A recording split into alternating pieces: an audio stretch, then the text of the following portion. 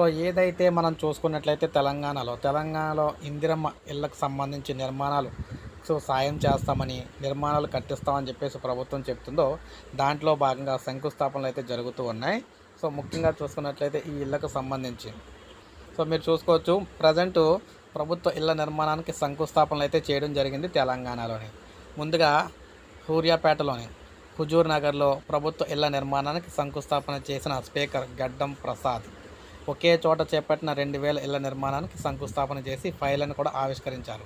ఇళ్ల నిర్మాణానికి 74.80 కోట్లు కేటాయించారు కూడా ప్రభుత్వం. శంకుస్థాపన కార్యక్రమంలో పాల్గొన్న మంత్రులు ఉత్తమ్ కుమార్, పొంగులేటి. ఈ విధంగా ఏదైతే ఇల్లు ఇందిరమ్మ ఇల్లుకు సంబంధించి ప్రభుత్వం కట్టించే దానికి, అదేవిధంగా లేదంటే 5 లక్షల రూపాయలు ఆర్థిక సాయం చేసేదానికి స్థలాలు ఉన్న వారికి ఇళ్ళు అయితే జరుగుతున్నాయి కదా. ఈ ఇళ్ళ నిర్మాణానికి సంబంధించి ప్రజెంట్ ఆల్రెడీ 2000 ఇళ్ళ నిర్మాణానికి సంబంధించి ప్రజెంట్ శంకుస్థాపన అయితే జరిగింది. ఇదే విధంగా ఆయా నియోజకవర్గాల్లో ఈ ఇళ్ళకి సంబంధించి శంకుస్థాపనలు అయితే చేస్తామంటున్నారు.